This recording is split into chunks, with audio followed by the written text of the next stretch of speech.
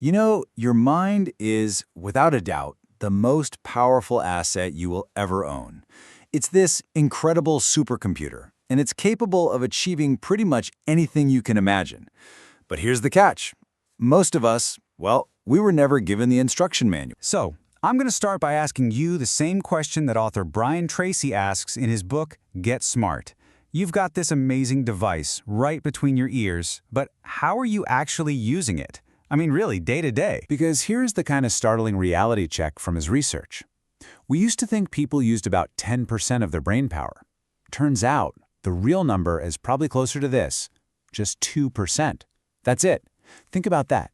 The vast majority of our mental horsepower just sits there, completely unused. To really bring that 2% home, the book gives this fantastic analogy. Imagine you have $1 million sitting in a bank account, but you only have the PIN code to get to 20,000 of it. According to the book, that's what most of us are doing. All that potential is there, it's ours, but it's locked away.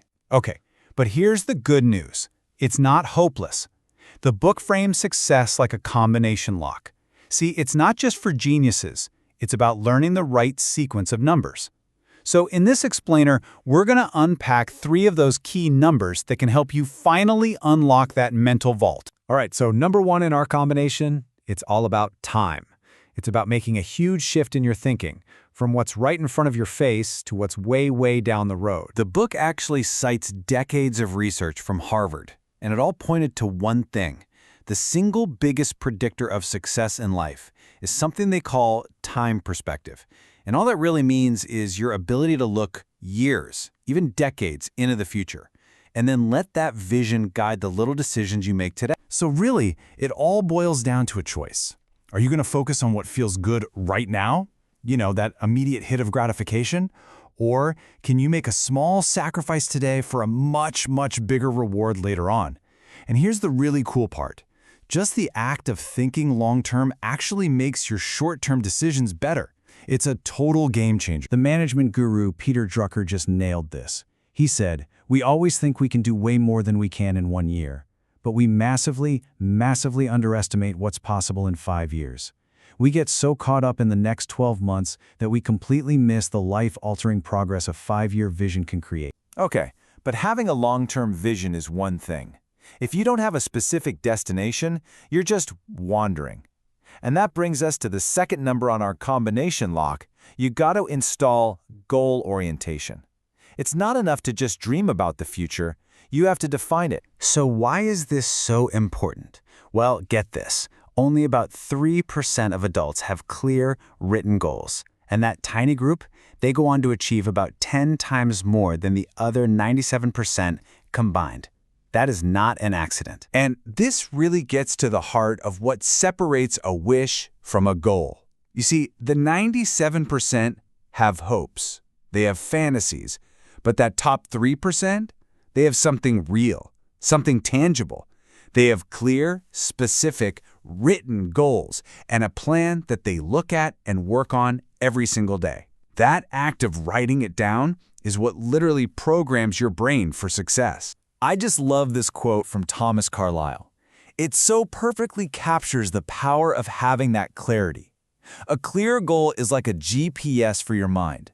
So even when the road of life gets bumpy or you take a wrong turn, your brain is always constantly recalculating the route to get you to that destination. So how do you do it? The book lays out a simple 7-step process. Okay, the first few are what you'd probably guess.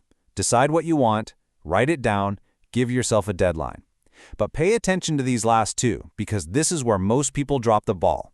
Step 6, take action immediately. Don't wait.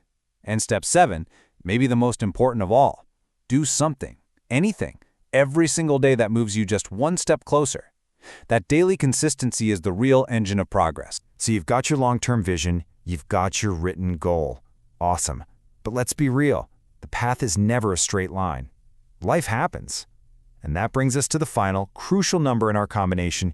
You have to activate flexible thinking. There's this great story about Albert Einstein. Apparently, he gave the exact same final exam to the same class 2 years in a row. And when his assistant asked him why, he just said, because the answers have changed. What was true yesterday might not be true today, Your ability to adapt your thinking is everything. To help you build this flexibility, the book introduces a really powerful mental tool called zero-based thinking. Think of it like a mental reset button. All you do is ask yourself this one simple question over and over again. It forces you to look at your life and ask, am I doing this out of habit or because it's still the right thing to do? So let's make this real for a second. Think about your life right now. Your job, your relationships, maybe an investment. Is there anything in there that's causing you constant stress?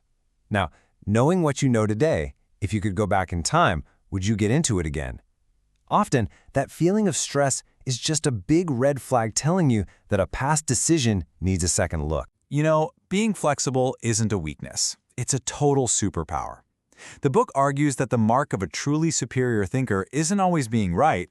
It's having the guts to say these 3 simple phrases without letting your ego get in the way. It proves you care more about getting the right result than you do about being right. So there you have it. Those are the 3 numbers to the combination lock of your mind. You've got long-term vision to set your course, written goals to program your destination, and flexible thinking to navigate all the twists and turns. When you put them all together, you don't discover something new. You just unleash the power that was already there. The book opens with this really beautiful line of poetry that captures this whole idea perfectly. It says that knowledge isn't about letting some new light in from the outside. It's about opening up a way for the imprisoned splendor that's already inside you to finally break free. So now you have the combination: long-term thinking, goal orientation, and flexibility. Which leaves us with the ultimate question from the book. I want you to really think about this. If you knew, deep down, that you absolutely could not fail, what is the one great, audacious goal you would dare to set for yourself? Think about it. And then, go write it down.